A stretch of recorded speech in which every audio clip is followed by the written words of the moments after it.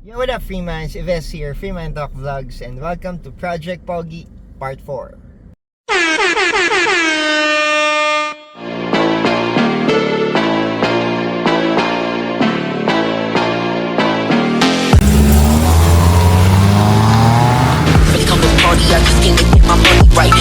So if you're looking for some accessories na pwede mong ilagay sa auto mo, hindi lang para pumorma, but at the same time, maging usable siya for your everyday drive, this vlog is for you. So tara, free mind, samahan nyo ako. Let's do this, let's go. So here we go, free mind. So andito na tayo sa shop ulit ni Reggie. Yan, so shoutout kay Reggie. Gawang mang yan. So ito yung sinasabi kong accessories na magiging usable for everyday drive natin. So medyo maulan lang. So meron tayong Grady gauges dito na voltmeter, oil temperature, tsaka ang tawag dito, water temp. So yun yung tatlong gauges na ipapakabit natin dito para malagay natin dito sa kotse natin. Pero before that, before natin makabit ito, may mga kailangan ba tayong ikabit like katulad nito. Ang tawag dito is joint pipe. Ito yung magiging sensor niya para dun sa temperature natin. And then yung nandun sa baba, yun, nandun sa baba. Well, pakita ko sa inyo, may papakita kong picture, yan. So, yan yung tinatawag naman nating sandwich plate. So, yun naman is for that oil temperature. So, ito yung mga gauges na ipapakabit natin, and I'll tell you, free minds, kung ano bang reason bakit ako nagpakabit nito. So, ito yung mga gauges. So, ito yung water temp na ipapalagay natin. Sa isang box naman niya, kasama na lahat. So, ito yung stand, yung mga wires niya, yung parang pandikit niya para maitayo natin yung gauge. So, isusuksok tong ano na to dito sa ilalim para tumayo siya doon sa ano natin mamaya sa dashboard. So, complete set naman siya. Andyan na siya lahat, wiring, etc. Ang pinakailangan lang talaga is yun nga, yung joint pipe and then yung sandwich plate na nandun sa ilalim. Pinakabit ko pala tong joint pipe na to. Ayan, pinutol siya. Pinutol, tapos dinugtong. So, pinakabit ko to doon pa rin syempre kay Chris Autocraft. Kaso hindi ko siya na-videohan kanina, may ginagawa kasi ako. As well as yung sandwich plate. Hindi makita pero andun siya sa baba. So, ayan, medyo magulo lang yung sasakyan natin kasi yung mga box. Pero ito yung example ng sandwich plate. Ayan. So, dito ako natagalan kasi umorder ako ng panibago. Kasi itong 28mm is medyo maliit.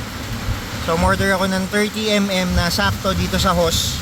Ito yung retaso ng hose na nakalagay din kay Wiki. So, pag nilagay kasi natin siya, masyado siyang maliit. Pag nalagyan ng clamp, may lalabas na part. Ayan, sa ibabaw. So, hindi ko nagustuhan yung magiging final look niya kasi parang may lolobo. Ayan, may nakaganyan, no? Saan na yun? Yan, may nakalobo. So, nagantay tayo ng panibagong order na joint pipe na dito din ilalagay yung sensor para mapagana yung gauge.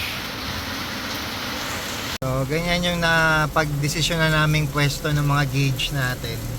So, itong gauge na to, nagagalaw naman siya. Nagagalaw siya up and down kasi meron siyang parang joint dito sa baba. So, nagagalaw naman siya. Pwede mo itingala, pwede mo iyuko kahit naka-fix na siya dun sa pwesto. Yan. So, hinuhulaan na po ni Reggie kung gagana ba, tama ba yung kabit. Kung ano yung unang uso. Yan, yan. So, lahat ng wiring na yan, kasama na yan doon, including yung mga, ano bang tawag dyan, mga lock niya, yung mga pin lock niya, kasama na yan dyan. So, abangan natin, free minds, kung anong mangyayari. So, ayan, medyo naka-fix na. Tingnan natin, first look. Yun, no? Yan. Ayan. So, nagfa-function yung voltmeter natin kasi pag start, bumaba siya, tapos yan, tumataas na siya ulit. Yan. Medyo Christmas light pa siya ngayon kasi hindi pa natin nasiset yung mga kulay niya. So mamaya isiset natin yan para mag-steady siya or kung anong gusto nating kulay. Ayan, nakabit na rin yung ano natin sa joint pipe. So, may reading na yung water temp natin. So, ang ginawa ko is water temp, volt, tsaka oil temp. So, ayan siya. May reading na yung ano natin. So, nasa around mga 50 plus ata ang reading ng temperature natin. So, ayan yung oil gauge natin. Meron na rin siya. So, lahat ng gauges natin gumagana na. I-fix na lang natin yung mga wire sa likod.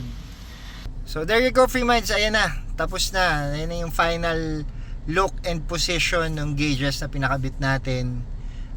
Isiset na lang natin yung mga ilaw niya kasi as you can see palipat-lipat pa yung color niya. Meron din kasi doon kasamang manual na mag-explain kung paano natin mababago yung gauges niya. So basically ayan na siya. And there you have it, free mind. So andyan na yung gauges natin, nakakabit na siya.